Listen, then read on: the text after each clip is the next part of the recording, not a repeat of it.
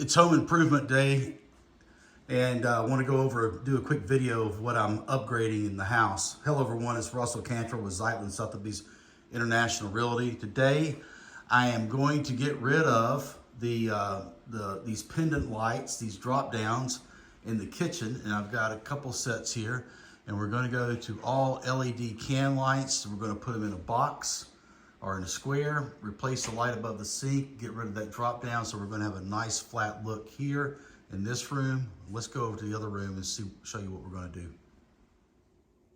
In my office, I'm going to have Nick Murphy, the electrician, add 2 LED can lights in the ceiling. Yeah, there's going to be a little bit of mess and drilling and holes, but it's going to be operational through a switch on the wall. Right now, the switch controls one of the lamps, and I have another lamp, but this will give me some great overhead light in my office. And the other thing he's going to do is get rid of some of these outdated light fixtures in the hallway. I've got them, I think I counted 5 of them throughout the house, and I'm going to add a couple other switches. So let's talk to Nick and go over the game plan. This is Nick Murphy with Greenleaf Electric, and Nick, you've got some tools to get these can lights up into the ceiling, and you're going to help prevent some of the dust, maybe 95% of it, but let's take a look at your tool here. Yeah, so for these recessed TAM lights that I'm using, it's very simple. You get the exact size hole saw, and I couple that with the dust collector. You measure your center, and off that center, you simply just drill up, catch the dust, dump it in your bucket, and then the way these lights work, they are... Show me how these work, and obviously they'll be controlled with the switch. Yep. And you're going to put 2 in my office. Correct. So once we have the hole cut, you throw this in there, you select your color temperature. We're going to go with 3000 K because it's just kind of a perfect color temperature, not too warm, not too cool, just a nice office temperature. We throw that in there. The wire goes in through a connector in this hole here.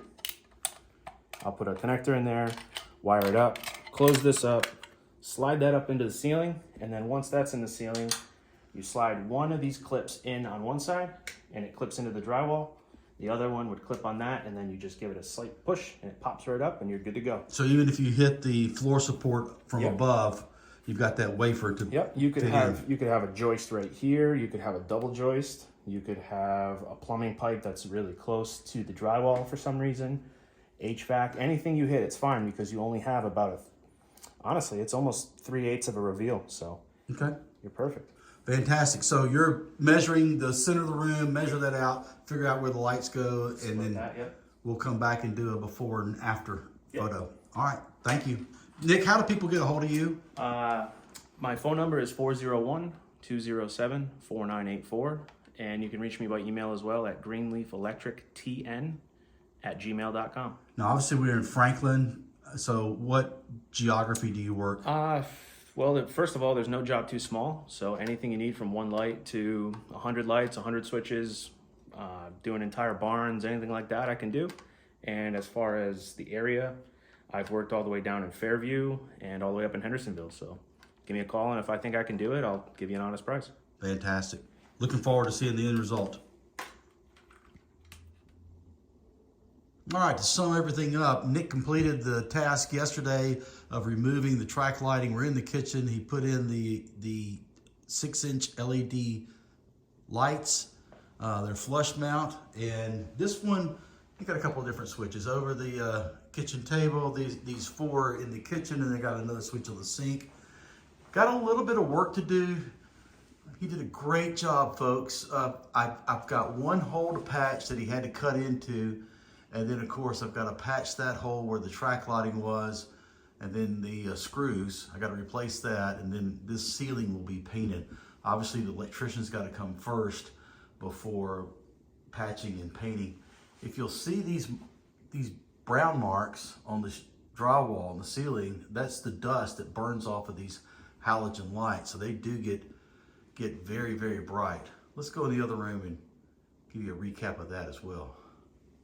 Office, I've got things starting to put back together again so I can get to work, but I got rid of the lamps. These are 4-inch LEDs, got rid of my lamps for the lighting that I had to have, and they now work on this switch So everything's great. This switch did go to an outlet, so Nick was able to get this operational. And again, I've got 2 patches to do here in the ceiling, which the damage is minimal. I can tape that, patch it, whatever you do to it, paint it, and you'll never know that the ceiling has been broken into.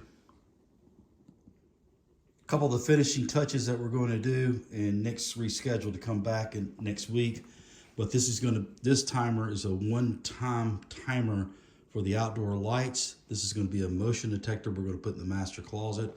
And this switch is the fan switch that we're going to put in the half bathroom and replace it with just a traditional wall switch.